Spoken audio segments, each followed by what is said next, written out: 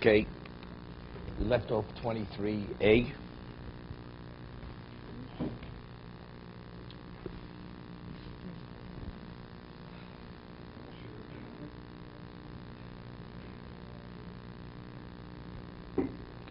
Okay, wasn't complicated in understanding, just to work it out in the Gemara.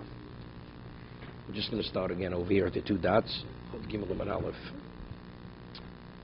The Mishnah tells us, according to Rameir, that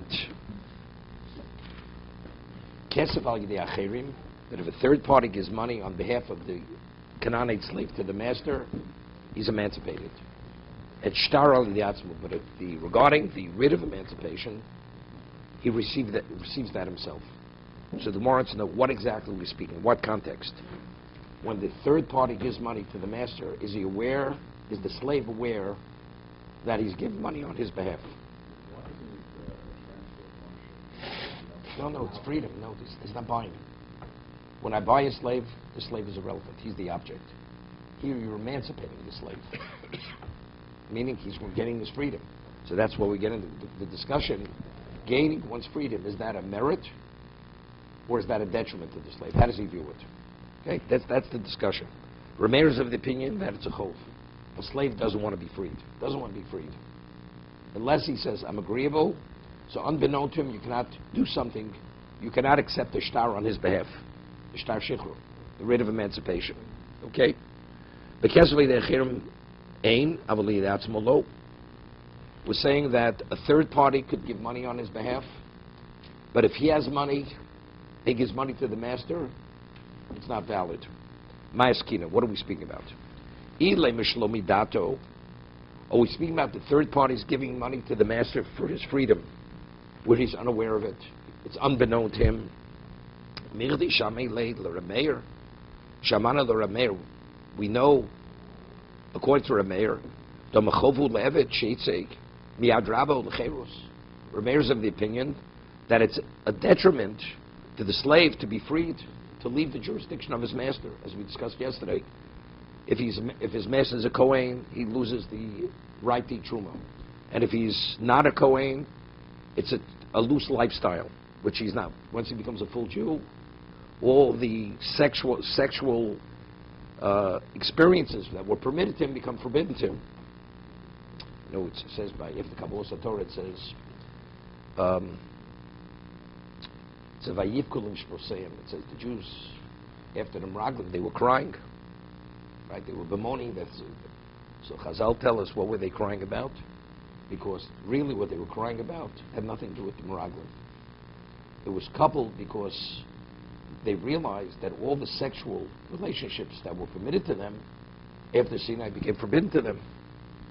So at a certain level, whether it's a subconscious level, whatever it is, it's too much. Too much of our freedoms were taken from us. And therefore, they were bemoaning their whole predicament.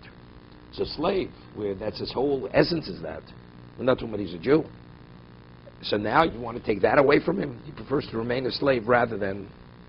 But it's interesting. You find the Jewish slave, we give him a Canaanite woman who's not permitted normally to a regular Jew. Right? The Shivcha Canaan is not permitted to a Jew. But as a slave, we allow it. We allow him to marry, and it can even be forced upon him by the master. If he has a wife and children, it can be even forced upon him. That he must take the Canaanite slave, cohabit to prove.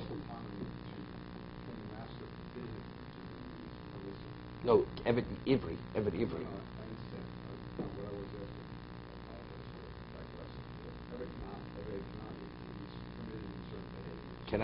Master could not prohibit him. He can't. It's up to the Torah, yes or no. I mean, he controls behavior as a master. He could lock him in a room and not let him go out of the room for the rest of his life, if he chooses to do so. Of course, he's his master. He dictates and controls his life. I mean, he's his master. He's a chattel. That's all he is. Right? A chattel who has obligations. He can't deny him his obligations as an Evakanat mitzvah. He has a mitzvah. If he has to observe Shabbos, he can't put him in a situation where he can't observe the Shabbos. Because, right? That's kind of... Right? All the permissives, he controls his life. Right, exactly.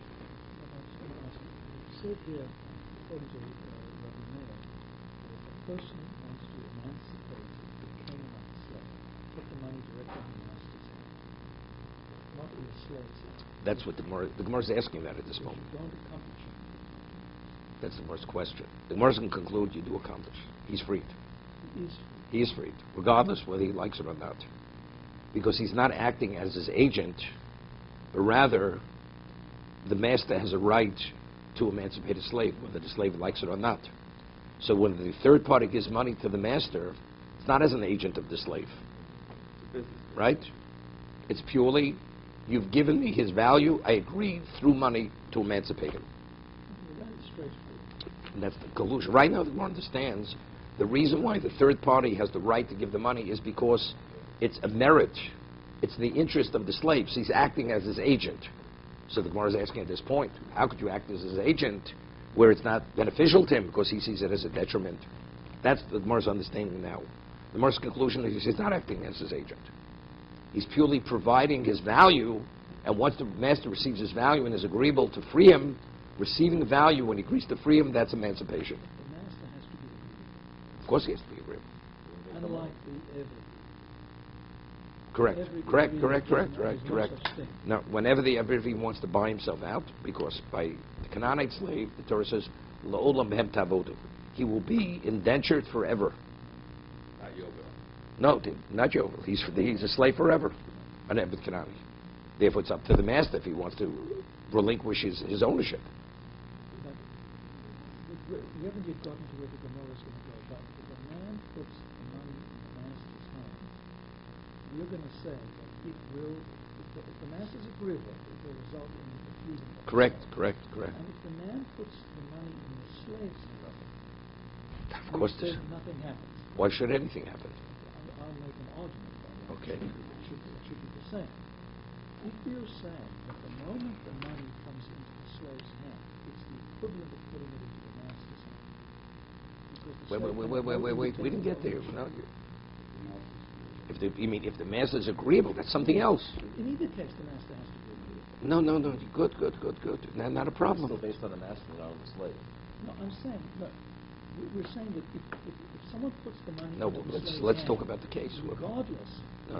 No. Let's say they put it in the slave's hand, and the master is agreeable, and the master is aware of it. It's no different putting it But into. when he becomes Wait. Let's talk about. You have a courtyard. Something falls into your courtyard. Do you acquire it? You acquire it. Okay. Wait. A woman, you put a get in a woman's courtyard. Is she divorced? Yes. Because the courtyard is an extension of herself. The master says, give the money to my slave, and my slave will be emancipated.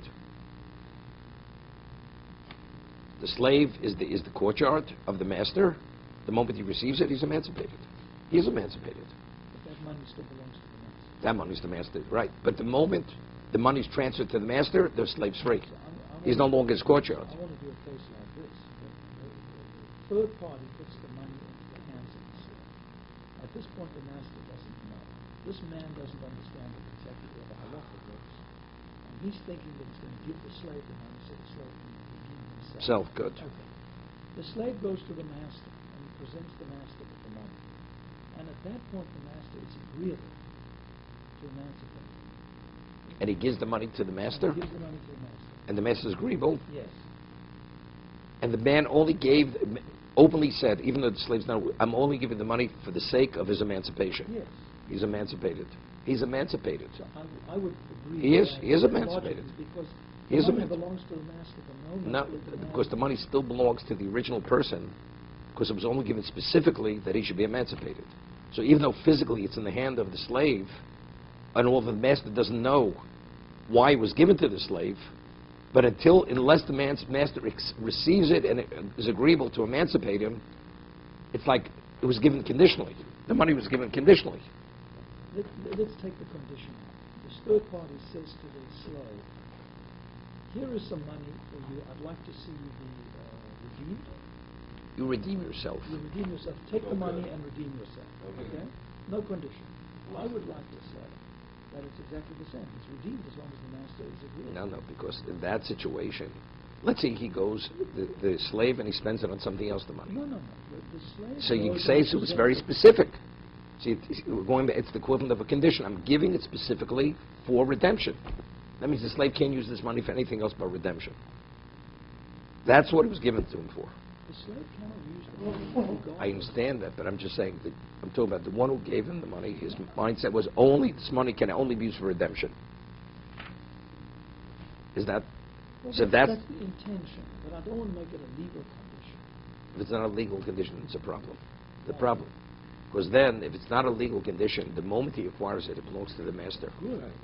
Without anything, without. Good. So now the master, And the master is not agreeable to redeem it. No, the master is. Now the slave goes to the master with the money in his hand.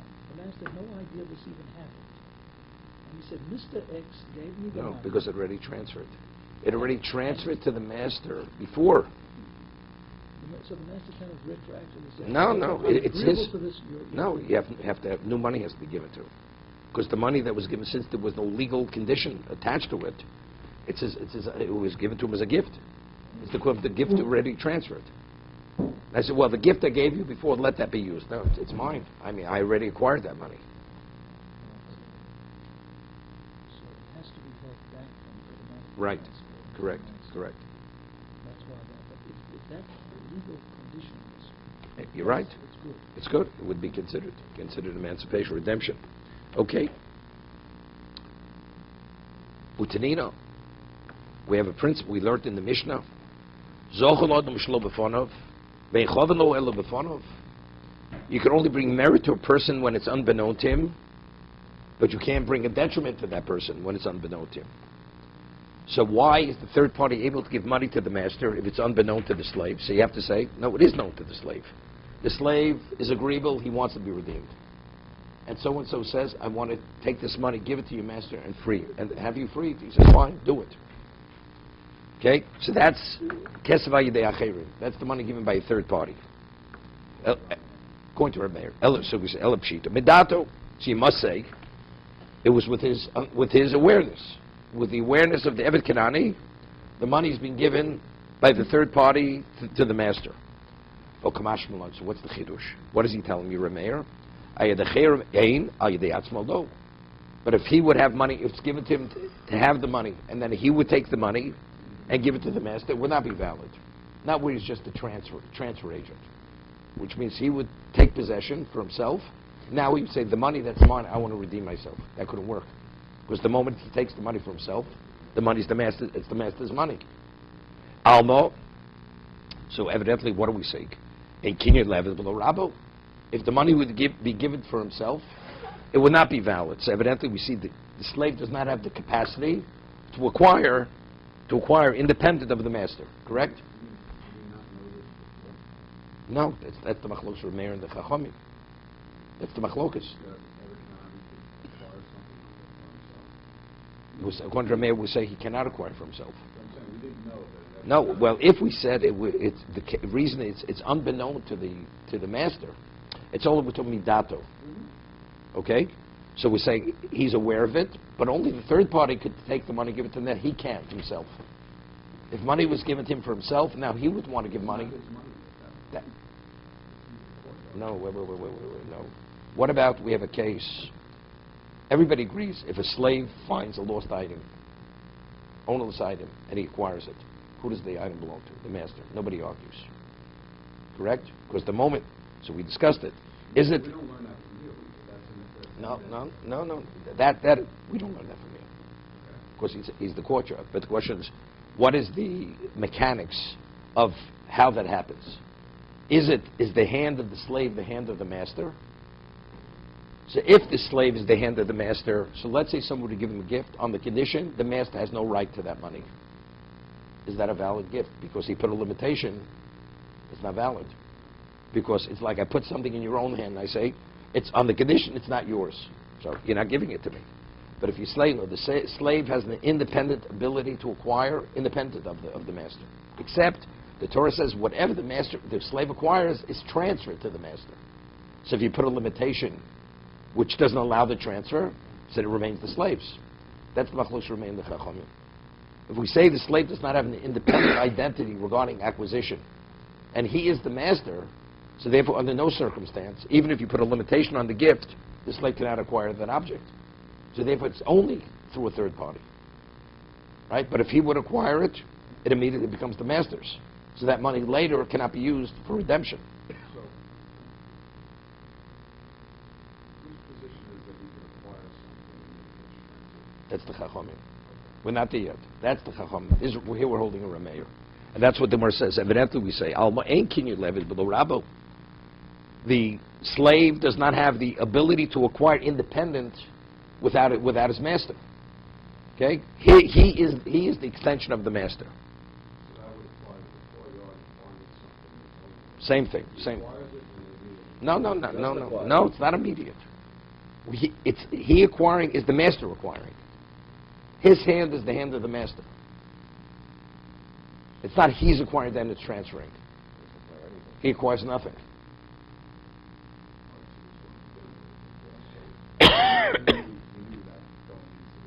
We know, see, until we come to this type of situation, it's irrelevant if it's a one-step process or a two-step process. Whatever the slave acquires belongs to the master. It only comes up. No, it comes up. It's very relevant here. It's very relevant. Or somebody wants to give a gift to the slave on the condition the master has no right to that gift. Could you put such a condition on? It depends on this discussion right now. If it's a one-step process, the answer is no. It's two-step process, the answer is yes. You acquire, and it's yours, except what you own is transferred. So if there's something which doesn't allow that transfer, it remains the slave's. That's the underlying issue with the marriage. Right, exactly. Ernie, you with us? Okay. Can I just ask you this?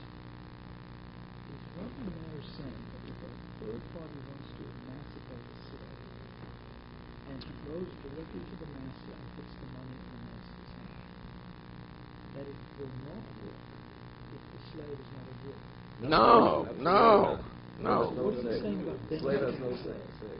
What is this concept about benefiting or not benefiting the slave? Again, Getting now we fell off of freedom that. of benefiting. It's, let's say, a third party would want to take the get shichur on behalf of the slave. Unbeknown to the slave, a third party wants to take, not the master. The master gives the writ of emancipation, puts it directly in the slave's hand. Is he freed? He's freed. What about the master says to a third party, I want you to take this on behalf of the slave, and your taking should be the equivalent of emancipation. Is it valid? Rameir says it's not valid. Because it's not a schus for the slave, it's a chov. Agency.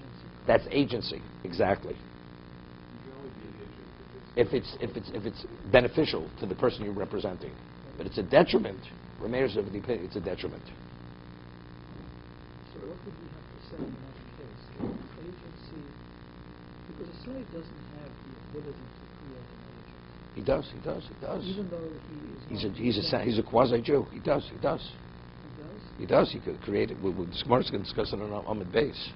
On the second side of the page over here, the Gemara has a discussion. The agent does have Canaanite slave has The Gemara's going to ask a question. Reb Shimon Elazar is of the opinion the slave, he rejects the concept of Gitav Yod Bon Kechot, that the slave has a capacity to receive the get himself, the writ of emancipation.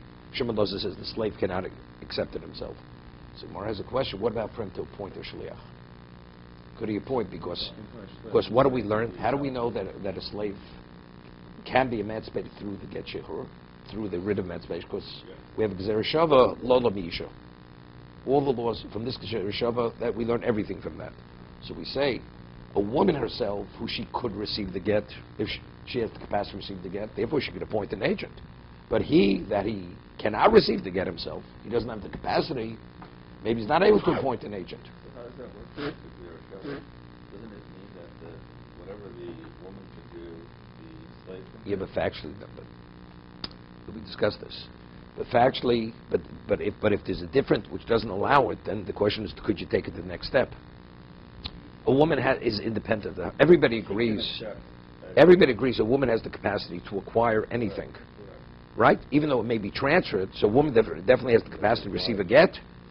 So if I have the capacity to receive a get, I could appoint somebody to be the equivalent of myself to receive the get.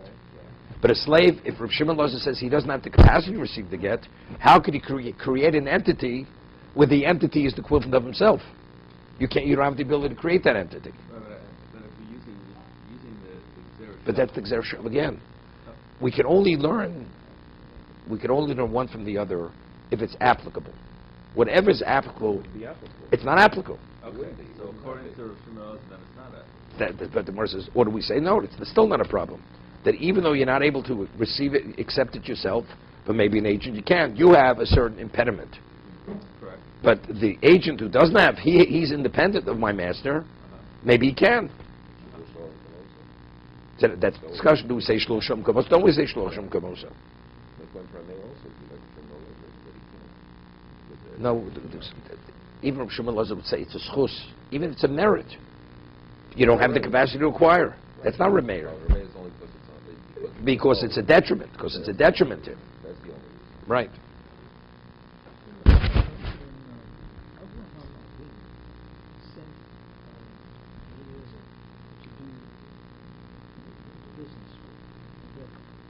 Negotiate.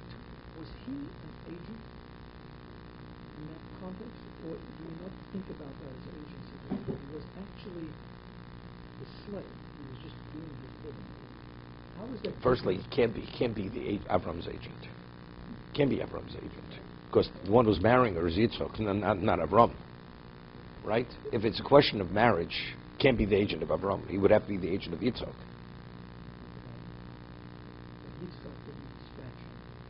Yeah, but you don't know. There may have been a communication between Yitzchak and his father saying. So is he an agent, or is he like a child? He could be an agent. He could be an agent. Could be an agent. Could be an agent. He could definitely be the agent of the master. A slave could be the agent because if we even according to Meir, the agent is the master. He's the hand of the master. No, but maybe that's not an agency concept. It's a different kind of an idea. Let's leave it. It's discussed in the second paragraph.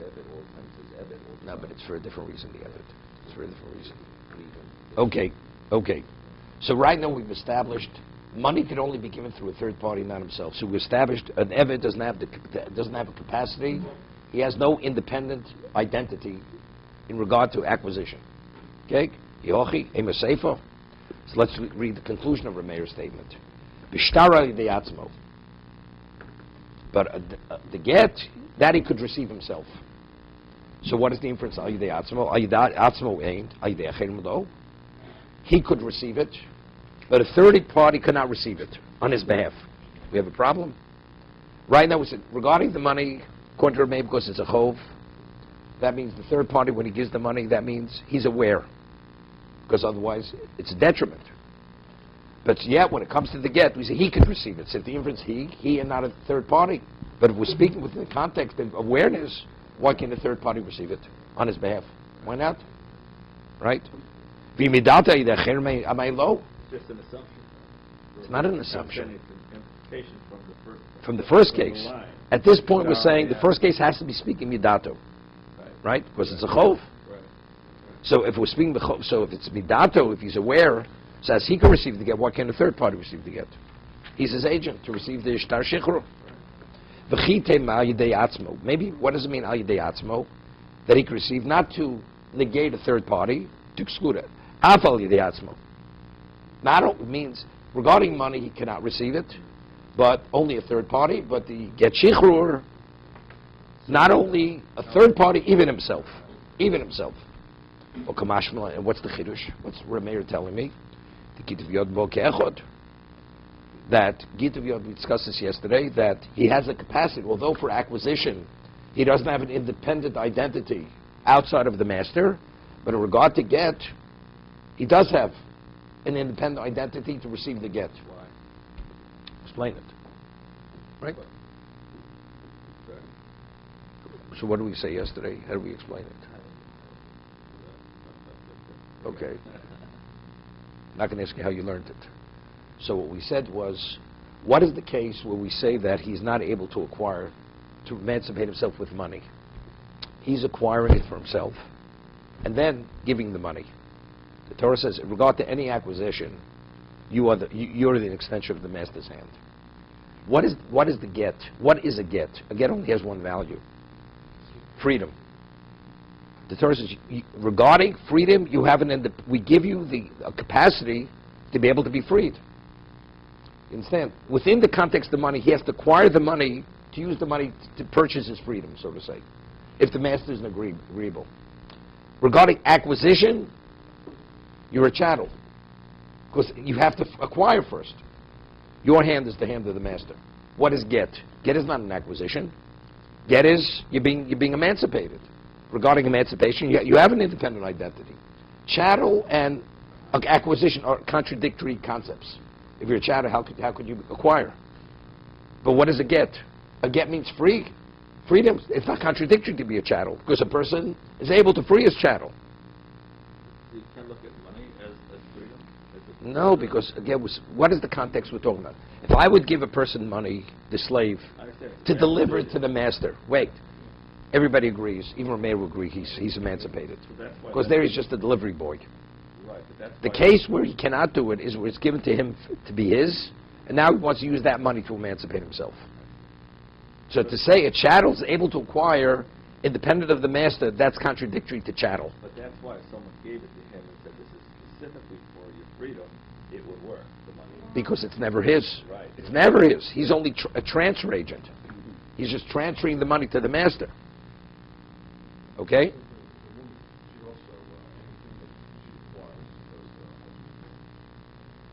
But a woman, everybody agrees, a woman has an independent identity.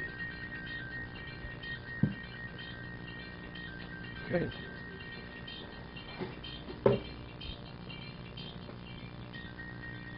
From Israel. Well, an Israeli visitor. Put it in the office. So does the Kamashna line mean that it's Xer Sakasa or just a logical? No. They mean the idea Factually, that the Torah says. So she has a What? she has an identity on herself. A woman, no, everybody. Of course she could acquire. But what she acquires is transferred to the husband. Here, it's this person's. Okay? But what, you understand, she has an identity unto herself, but what she acquires is transferred to the husband. So everybody would agree that if somebody would give her a gift on the condition husband has no permission, it's hers. Nobody disagrees there. Doesn't have to acquire a gift. No, we learn Lolam Yishach. You have to give it. You have to give it to him. You do learn.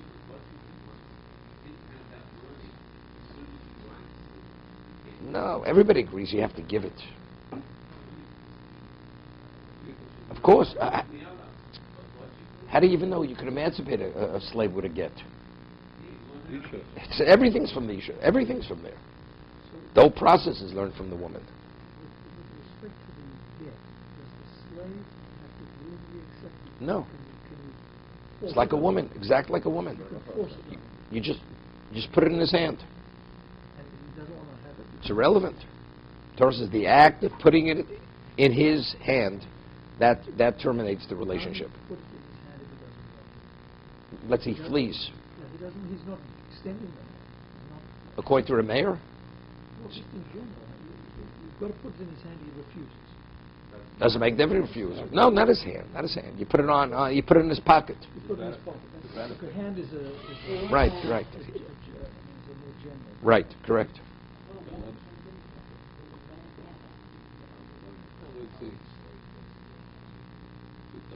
We're not discussing that. We're not discussing that. The master is the equivalent of the husband. Correct? So he can insist. the master. Regardless, whether he wants or not, you're freed. Till it's chattel, exactly. No, but let's say he flees. Let's say the man flees, and you can't. To give it to a third party, you can't according to our mayor because it's a chov. Right? So the only way you could do it is by what? Is by putting it in his hand. But the Gemara... No, so we have a way to do it.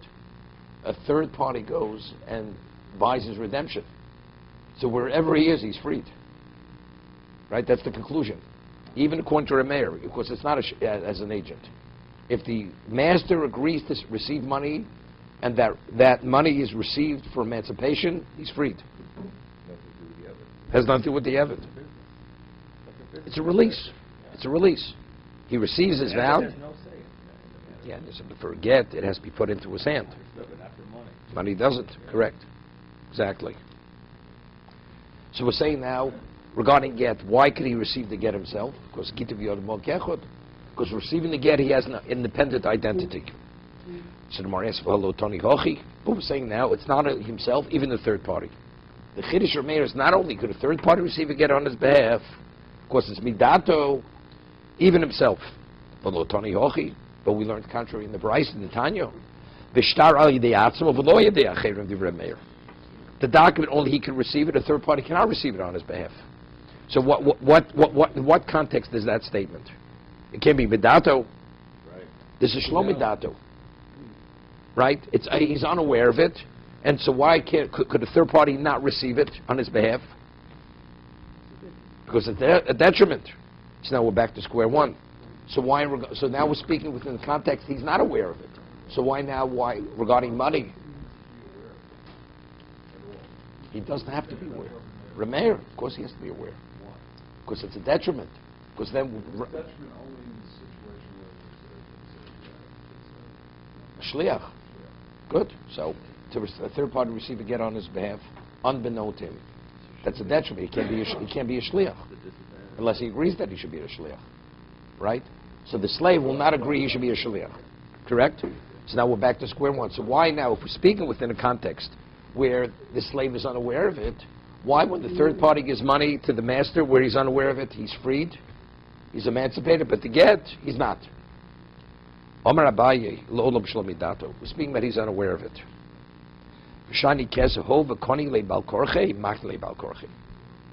Let's say the slave, the master, is a Kohen.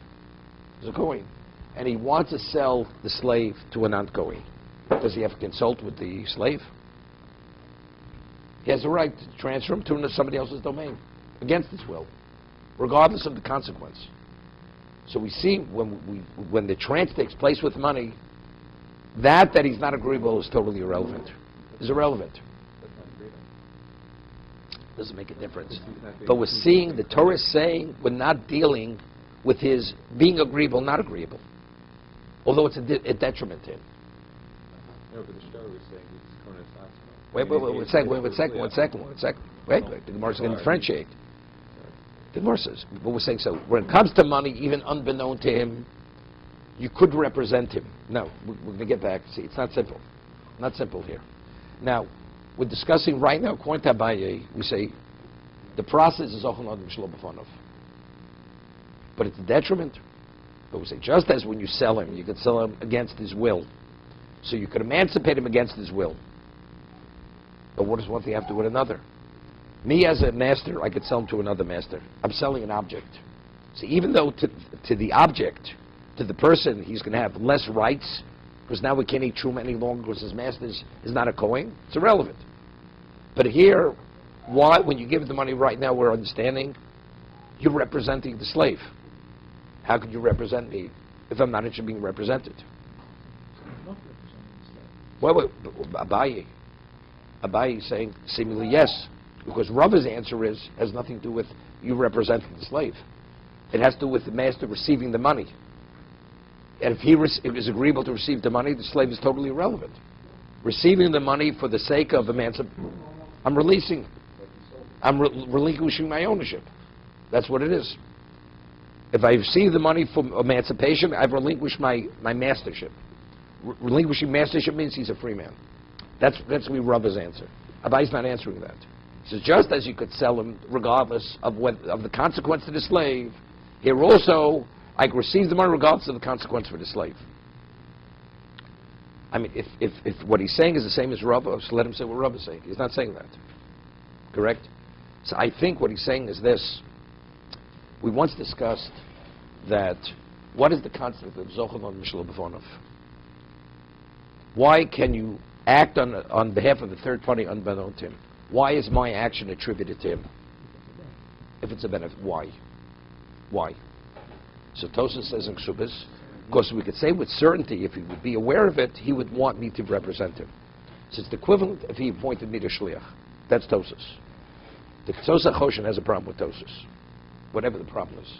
and he rejects Tosas.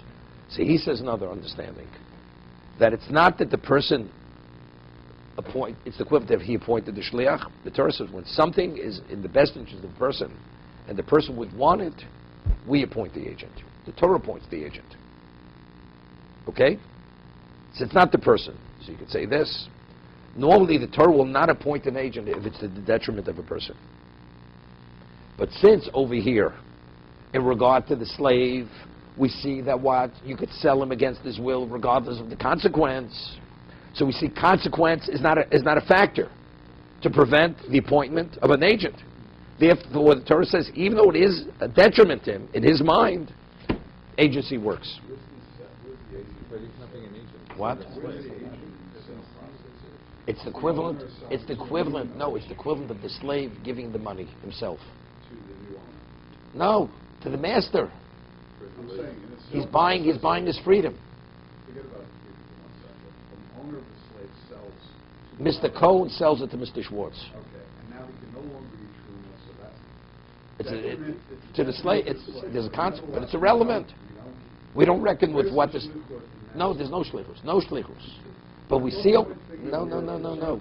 We want to establish that when you make a transfer with money, it's irrelevant whether it's a detriment to the slave or not. We don't reckon with what he wants or doesn't want.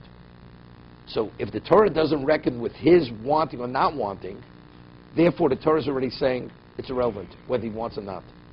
If it's a question where I am free to choose what I want or not in my life, I'm a free man, you have no right to bring upon anything, a consequence which is negative in my life. You have no right.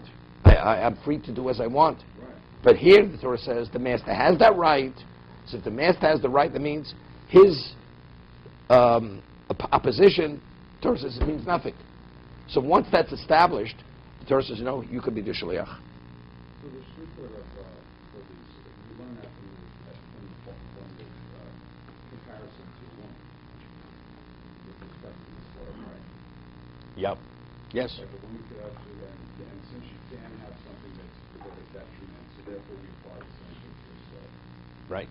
But I thought you said that the comparison of the Shabbat and is where it's not relevant. We'll continue this discussion. Maybe Friday we'll take a raise of hands. We have to take a poll whether we have.